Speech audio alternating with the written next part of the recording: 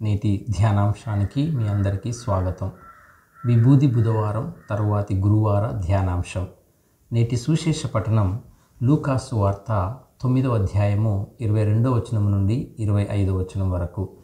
నేటి ధ్యానాంశం క్రీస్తు పాటుల ప్రస్తావన, త్యజింపు, సిలువ, ప్రభువును అనుసరించుట. ముందుగా లూకాసు వార్త 9వ అధ్యాయము 25వ వచనాన్ని ఒకసారి ఆలకించుదాం. ప్రభు అంటూ ఉన్నారు, ఒకడు లోకమంతటినీ సంపాదించి తనను తాను కోల్పోయినా లేక తాను నశించిపోయినా వానికి ప్రయోజనమేమి? ప్రియ సహోదరి సహోదరులారా, నేటి సువిశేషంలో మొదటిగా ప్రభువు తాను పొందబోవు పాస్కా పరమ రహస్యము గురించి శిష్యులకు వెల్లడి చేస్తూ ఉన్నారు. అనగా తాను పొందబోయే పాటులు, మరణము, పునరుత్థానం గురించి వారికి తెలియజేస్తూ ఉన్నారు. శిష్యులు నిత్య జీవితమును పొందాలి అంటే క్రీస్తు పాస్కా మార్గాన్ని అనుసరించాలి అని ప్రభువు వారికి స్పష్టం చేస్తూ ఉన్నారు. ప్రభు అంటూ ఉన్నారు, మనుష్య కుమారుడు అనేక శ్రమలను అనుభవించి పెద్దలచే, ప్రధానార్చకులచే, ధర్మశాస్త్ర బోధకులచే నిరాకరించబడి చంపబడి 3వ దినమున ఉత్థానమగుట అగత్యము అని అంటూ ఉన్నారు. ఈ వచనాన్ని మనము శ్రద్ధగా ఆలకిస్తే, ధ్యానిస్తే ఈ వచన మొదటి భాగము యేసు ప్రభు యొక్క మానవ స్వభావాన్ని వెల్లడి చేస్తుంది. అలాగే ఈ వాక్యం యొక్క 2వ భాగము యేసు ప్రభు యొక్క దైవత్వాన్ని స్ఫురిస్తుంది. అలాగే శిష్యరికంలో 3 ముఖ్యమైనటువంటి అంశాలు అవసరమని నేటి పఠనంలో ప్రభు స్పష్టం చేస్తూ ఉన్నారు. 1, తనను తాను త్యజించుకొనుట. 2వది అనుదిన సిలువను ఎత్తుకొనుట. 3వది ప్రభువును అనుసరించుట. ప్రభు అంటున్నారు, నన్ను అనుసరింపకోరువాడు తనను తాను త్యజించుకొని అనుదినము తన సిలువను ఎత్తుకొని నన్ను అనుసరింపవలేను అని. మరి క్రీస్తు యొక్క శిష్యరికానికి కావలసినటువంటి ఈ 3 ప్రధాన అంశాలను మనం ధ్యానించుదాం. మొదటిది తనను తాను త్యజించుకొనుట, ఆత్మ త్యజింపు లేక స్వీయ త్యజింపు. శిష్యరికానికి లేదా యేసును అనుసరించాలి అంటే మొదటిగా మనము చేయవలసింది మనల్ని మనము త్యజించుకోవటం. నిత్యము అహంపై యుద్ధం చేయడం లాంటిది ఈ స్వీయ త్యజింపు. స్వీయ త్యజింపు అనగా తండ్రి దేవుని మరియు యేసుక్రీస్తు కుమారుల అధికారమునకు లోబడి జీవించటం, శారీరక సుఖాలను త్యజించటం, అహంభావమును స్వార్థమును త్యజించటం, అలాగే హృదయ శుద్ధి కలిగి జీవించటం. స్వీయ త్యజింపు, ఆత్మ త్యజింపు అనగా తనను తాను కోల్పోవటం కాదు, లేదా తనను తాను నశించిపోవటం కాదు. ఒకడు లోకమంతటిని సంపాదించి తనను తాను కోల్పోయిన లేక నాశనము చెందిన ఎడల ప్రయోజనమేమి? ఇక్కడ సంపాదన అనేది లోక సంపదలను, వ్యాపారాలను సూచిస్తుంది. కాబట్టి తనను తాను కోల్పోవడం అనగా తనను తాను తగ్గించుకోవటం, తద్వారా ఇతరులకు సేవ చేయటానికి సమయము, శక్తి, అంకిత భావాన్ని కలిగి ఉండటం, తనను తాను ప్రేమించినట్లు ఇతరులను కూడా ప్రేమించటం, సిలువను ఎత్తుకొని యేసును వెంబడించటం. కనుక లోక సంపాదనలతో, బాధ్యతారహితమైన స్వార్థపూరితమైన బ్రతుకులతో మనము క్రీస్తు వసగు నిత్య జీవితమును కోల్పోకూడదు.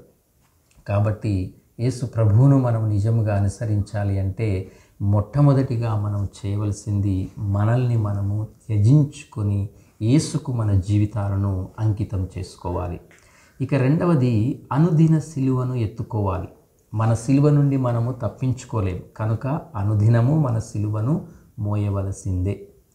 సిలువ అనగానే ముందుగా మనకు గుర్తుకు వచ్చేది మన అనుదిన కష్టాలు, బాధలు, శ్రమలు, ఇక్కట్లు, ఇబ్బందులు, అవమానాలు, అపార్థాలు, ద్వేషము, తిరస్కరణలు, చీత్కారాలు, మనం పొందేటటువంటి హింస మొదలగునవి.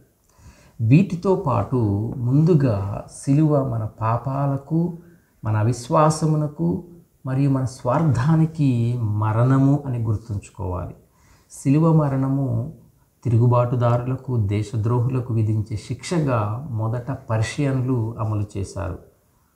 ఒక వ్యక్తి చేసిన నేరాన్ని వారు శిలువపై లిఖించేవారు. ఆ తర్వాత దానిని గ్రీకులు, రోమన్లు అనుసరించారు. శిలువ మరణము అత్యంత దౌర్భాగ్యమైనటువంటి శిక్షగా పరిగణించబడేది. శిలువ మరణాన్ని యూదులు ఆటంకముగాను, అన్యులు అవివేకముగాను భావించారు. అయితే ప్రియ సహోదరి సహోదరులారా, యేసు ప్రభు యొక్క పునరుత్థానము శిలువకున్నటువంటి యొక్క అర్థాన్ని పూర్తిగా మార్చివేసింది.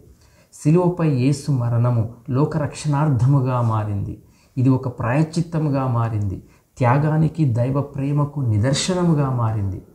కనుక శిలువ ఎత్తుకోవటం అనగా క్రైస్తవులముగా బాధ్యతాయుతముగా జీవించటం, ఇతరులను ముఖ్యముగా అవసరంలోనున్న వారికి చేరువ అవటం. స్వార్థపూరితమైన ఉద్దేశాలు, ప్రయోజనాలను వీడినప్పుడే ఇతరులకు మనము సేవ చేయగలం. ఇతరులకు సేవ చేసే క్రమంలో పొందే బాధలను అంగీకరించటం కూడా మన సిలువను ఎత్తుకోవటమే. కనుక ప్రియ సహోదరి సహోదరులారా, క్రీస్తుకు నిజమైనటువంటి శిష్యులుగా మనం అనుసరించాలి అంటే మన అనుకరణలో మనము సిలువను ప్రేమించాలి, సిలువను ధరించాలి, సిలువను అనుదినము మోయాలి. పవిత్రాత్మ శక్తితో మన సిలువలను రక్షణ సాధనాలుగా మనం మార్చుకోవటానికి ప్రయత్నం చేయాలి. ఇక ప్రభువును అనుసరించాలి అంటే మనకు కావలసినటువంటి మూడవ ప్రధాన అంశము క్రీస్తును అనుసరించటం. మనల్ని మనం త్యజించుకొని మన సిలువలను ఎత్తుకొని ప్రభువును అనుసరించటం. నిజమైన శిష్యరికం అంటే క్రీస్తును మాత్రమే అనుసరించటం, దేవుని వాక్యానికి, ఆజ్ఞలకు లోబడి జీవించటం, శ్రీసభ బోధనలను, చట్టానికి కట్టుబడి జీవించటం. ప్రభువును అనుసరించాలి అంటే తప్పక మనల్ని మనం త్యజించుకొని మన సిలువను ఎత్తుకొని ఆయనను అనుసరించాలి. ఈ అనుసరణ క్రీస్తుతో పాటు మన మరణానికి నడిపిస్తుంది. క్రీస్తును అనుసరించేవారు దీనిని తప్పకుండా గుర్తించాలి. ఎందుకంటే మరణం పొందినప్పుడే నిత్య జీవమును పొందుతాము. క్రీస్తుతో పాటు మనము మరణించినప్పుడే ఆయనతో పాటు మనము నిత్య జీవమునకు లేపబడతాము. ప్రభు అంటూ ఉన్నారు, తన ప్రాణమును కాపాడుకొన చూచువాడు దానిని పోగొట్టుకొనును, నా నిమిత్తము తన ప్రాణమును ధారబోయేవాడు దానిని దక్కించుకొనును అని. కాబట్టి ప్రియ సహోదరి సహోదరులారా, క్రీస్తు అనుకరణలో మరణము నుండి తనను తాను కాపాడుకొన చూచిన, లోకముతో సర్దుపాటు కలిగిన తన జీవితాన్ని కాపాడుకొన చూచిన నిత్య జీవితాన్ని కోల్పోయేలా చేస్తుంది. కానీ దేవుని విషయాల పట్ల తన జీవితాన్ని కోల్పోవడానికి సిద్ధపడిన వారు తప్పకుండా ప్రభువునందు నిత్య జీవమును పొందుతారు. కాబట్టి ప్రియ సహోదరి సహోదరులారా, ఈ తపస్కాలంలో మనల్ని మనము త్యజించుకొని మన సిలువలను ఎత్తుకొని క్రీస్తును అనుసరించుదాం.